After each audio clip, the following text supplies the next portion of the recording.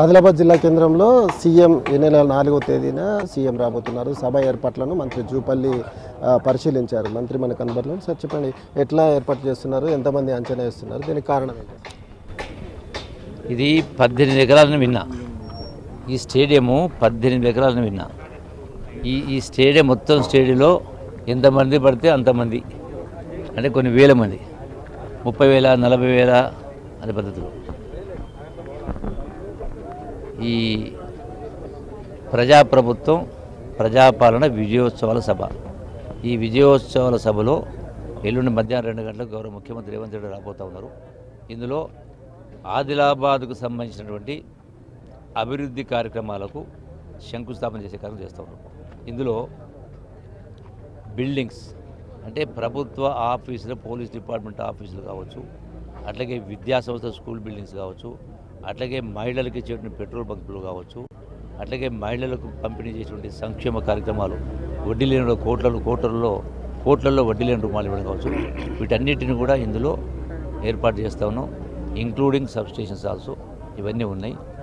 So దీంతో పాటుగా ఈ యొక్క విజయోత్సవాల సభ చేసుకోవాల్సిన అవసరం ఉంది. ఎందుకంటే 2 సంవత్సరాలు పూర్తి చేసుకున్న శుభ సందర్భంలో రాష్ట్ర ఆర్థిక పరిస్థితి అధోగతి పాలు చేసింది గత ప్రభుత్వ పరిపాలన. 10 అంతలు అప్పు చేసింది. అంతకుముందు 22 మంది ముఖ్యమంత్రి ఎంత చేసిండో దానికి 10 అంతలు కేసీఆర్ అప్పుల పాలు చేసి రాష్ట్రాన్ని 8 లక్షల కోట్ల అప్పు తీసుకుపోయి ఇలా సంవత్సరానికి 75,000 కోట్ల వడ్డీ కడుతూ ఉంది ప్రభుత్వం. ముఖ్యంగా గ్రామీణ ప్రాంతాల్లో ఇప్పుడు ఎలక్షన్స్ జరుగుతున్నాయి కదా, అక్కడ పార్టీ పరిస్థితి ఎట్లా ఉంది? గ్రూపులన్నీ ఏకతాటిపైకి వచ్చినట్టేనా, అందరు సెట్ అయిపోయింది? మీరు అడిగిన ప్రశ్నకు నా సమాధానం, మొన్న జూబ్లీ హిల్స్ ఎన్నికల సందర్భంలో బీఆర్ఎస్ నాయకులు ప్రత్యేకంగా కేటీఆర్ ఏం మాట్లాడిండు? జూబ్లీ హిల్స్ ఎన్నిక రెఫరెండం అన్నాడు. అంటే రెఫరెండం అంటే ప్రజాభిప్రాయం చెప్పబోతా ఉన్నారు అన్నాడు. గడచిన 2 సంవత్సరాల కాంగ్రెస్ పరిపాలన పైన, రేవంత్ రెడ్డి గారి పరిపాలన పైన జూబ్లీ హిల్స్ అసెంబ్లీ ప్రజలు తీర్పు ఇవ్వబోతా ఉన్నారని చెప్పిండు. సో కేటీఆర్ అడిగిన ప్రకారం తీర్పు ఇచ్చింది. అది కూడా 20 మేము పెద్ద మేడతో గెలవబోతామని చెప్పిండ్రు కేటీఆర్ కానీ బీఆర్ఎస్ వాళ్ళు కానీ. వాళ్ళ ఆశలను తలకిందులు చేసి 20,000 పైచలు, సుమారుగా 24,000 20,000 మెజార్టీతోటి జూబ్లీ హిల్స్ ప్రజలు తీర్పిచ్చారు. అంటే వాళ్ళు చేసిన ఆరోపణలన్నీ కూడా అబద్ధాలని తేడతలమైంది కదా. నేను అనలే కదా ఈ మాట, కేటీఆర్ అన్నాడు కదా, ప్రజా తీర్పు అన్నాడు. అంటే మీరు మీ యొక్క వందిమాగదులు కోట్ల రూపాయల సంపాదించిన డబ్బుతోటి సోషల్ మీడియా ద్వారా విషప్రచారం చేస్తూ ఈ ప్రభుత్వ ప్రతిష్టను, కాంగ్రెస్ ప్రభుత్వ ప్రతిష్టను, అధినాయకుల్ని నాయకుల్ని అప్రతిష్ట చేసే ప్రయత్నం, బట్టగాల్సి చేసే ప్రయత్నం చేసింది. అయినా కూడా ప్రజలు వాస్తవాల్ని కళ్ళారా చూసింది. కాబట్టి ఏంటంటే ఇంత ఆర్థిక పరిస్థితి చిన్నాభిన్నమైనా కూడా కాంగ్రెస్ ప్రభుత్వం అన్ని రకాల కార్యక్రమాలు, అంటే ఎన్నికల సందర్భంగా ఏదైతే 6 గ్యారెంటీలు చెప్పడం జరిగిందో వాటన్నింటినీ కూడా, ఇన్ని ఇబ్బందులను కూడా వాటిని అమలు చేసే కార్యక్రమం చేసినాం. అది మహిళలకు ఆర్టీసీ బస్సు ఫ్రీ అయినా, అంటే మహిళలకు ఆర్టీసీ బస్సు ఫ్రీ కావచ్చు, అట్లాగే రేషన్ కార్డ్స్ కావచ్చు, ఇందిరమ్మ ఇల్లు కావచ్చు, సన్న బియ్యం కావచ్చు, అట్లాగే 500 రూపాయల గ్యాస్ సిలిండర్ కావచ్చు, రైతు రుణమాఫీ కావచ్చు, సన్నవడ్లకు 500 రూపాయల బోనస్ కావచ్చు. సో ఇన్ని రకరకాల ఇన్ని కార్యక్రమం చేయడం జరిగింది. సో వీటిని ఈ 2 సంవత్సరాలు పూర్తి చేసుకున్న శుభ సందర్భంలో వీటిని ప్రజలకు కూడా తెలియజెప్పాల్సిన అవసరం ఉంది. ఒకవైపున అభివృద్ధి కార్యక్రమాలకు మంజూరిస్తూ వాటి పునరాలు చేస్తూ ఆ పనులు ప్రారంభించే కార్యక్రమం చేస్తూ సంక్షేమ నిధుల్ని కూడా మహిళలకు ఇతరులకు అందించే కార్యక్రమం చేస్తూ కూడా వీటిని కూడా మనం చెప్పుకోవాల్సిన అవసరం ఉంది. చేసిన పని చెప్పుకోవడం తప్పులేదు. చెప్పకపోతే ఇదే దుష్ప్రచారం చేస్తూ ఉంటారు, వాస్తవాలు అవాస్తవాలుగా చేస్తూ ఉన్నారు. మీరు ఇప్పుడు మాట అన్నారు స్థానిక సర్పంచ్ ఎన్నికలు. ఖచ్చితంగా సర్పంచ్ ఎన్నికలు కూడా పార్టీ రహితంగా జరిగినా కూడా కాంగ్రెస్ పార్టీకి సంబంధించినటువంటి ఇందులో పాల్గొంటున్నటువంటి సర్పంచ్ అభ్యర్థులు పెద్ద మేయాడితో గెలవబోతూ ఉన్నారు. సందర్భంగా ఇవే కాదు, రేపు రాబోయేటువంటి ఇతర స్థానిక సంస్థల ఎన్నికలు అంటే ఎంపీటీసీ కావచ్చు, జడ్పీటీసీ కావచ్చు, వాటిల్లో అయినా వచ్చే ఎన్నికలు ఏ ఎన్నికలైనా ప్రజలు కాంగ్రెస్ పార్టీకి తిరిగిపోతారు. ఎందుకంటే గడిచిన 10 సంవత్సరాల పరిపాలన చూసిన కుటుంబ పాలన, అవినీతి పాలన, రాష్ట్రాన్ని అప్పుల కుప్పగా చేయడం, ప్రజాస్వామ్యాన్ని అణిచేయడం, కాలరాయడం అని జరిగినాయి చూసింది. కాబట్టి ప్రజలు ఈ తీర్పు ఇచ్చింది.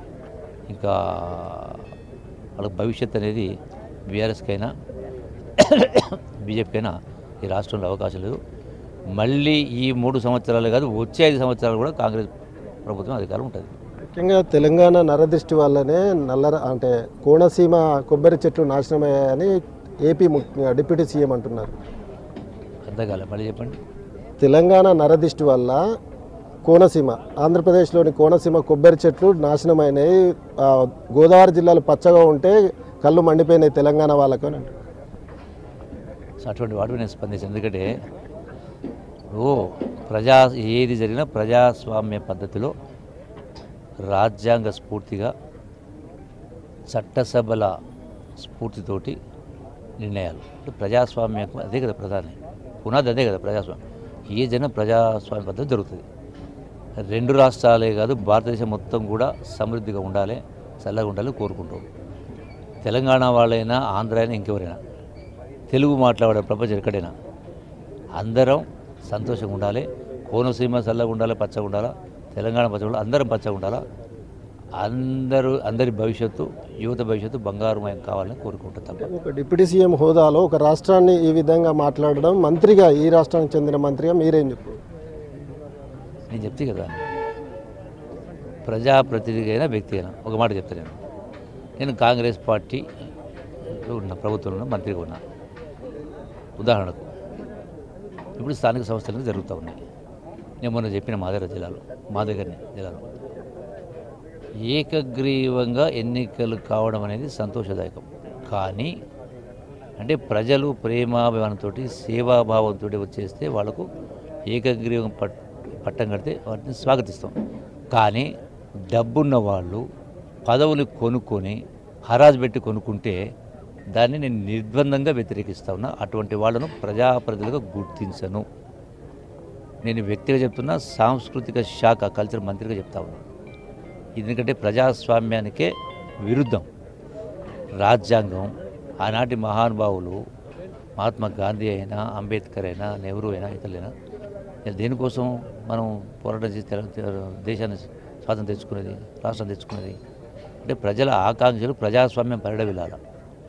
అంతే తప్ప డబ్బున వాళ్ళు కొంటే దేశాన్ని కూడా కొంటారు, రాష్ట్రాలు కొంటారు, అమ్మేద్దామా? ఇది ఎక్కడి పద్ధతి? ఇలా అందరూ కూడా ప్రజాస్వామ్యవాదులు అందరూ కూడా నిర్ద్వందంగా ఖండించాలా. అటువంటి వాళ్ళను గుర్తించవద్దు. సపోజ్ ఇలా డబ్బు ఉందని పెట్టి కొంటారు, సర్పంచ్ మీద కొంటారు. మరి అన్ని కొని ప్రజలకి రాదు. పెన్షన్లు మీరే వేయండి, బిల్డింగ్లు మీరే కట్టేయండి, రోడ్లు మీరే వేయండి. ఇంకా ప్రభుత్వాలు ఎందుకు? మీ ఎన్టీ గారు చెప్పండి. నేను చెప్పిన మాటనే కాదు, మీ అభిప్రాయం కూడా చెప్పండి. Okay, thank you. ఓకే, మొత్తంగా అయితే డిప్యూటీ సీఎం చేసిన వ్యాఖ్యలు స్పందించనంటూనే, తాను దాని జోలికి వెళ్ళను అంటూనే దేశంలోని అన్ని ప్రాంతాలు అభివృద్ధి సస్యశ్యామలంగా ఉండాలనేదే తమ కోరిక అని చెప్తున్నారు. అయితే సర్పంచ్ ఎన్నికలు జరుగుతున్న నేపథ్యంలో అర్రాస్ పాటలు పెట్టి ఏకగ్రీవాలకు తాను వ్యతిరేకము, ఇక్కడ ఏర్పాట్లు చేస్తున్న నేపథ్యంలో తాము 2 ఏళ్ల కాలంలో ఏం చేశామనేది చెప్పబోతున్నట్లుగా మంత్రి జూపల్లి అయితే స్పష్టం చేస్తున్నారు. కెమెరామెన్ సత్యంతో సారంగపల్లి NTV, ఆదిలాబాద్.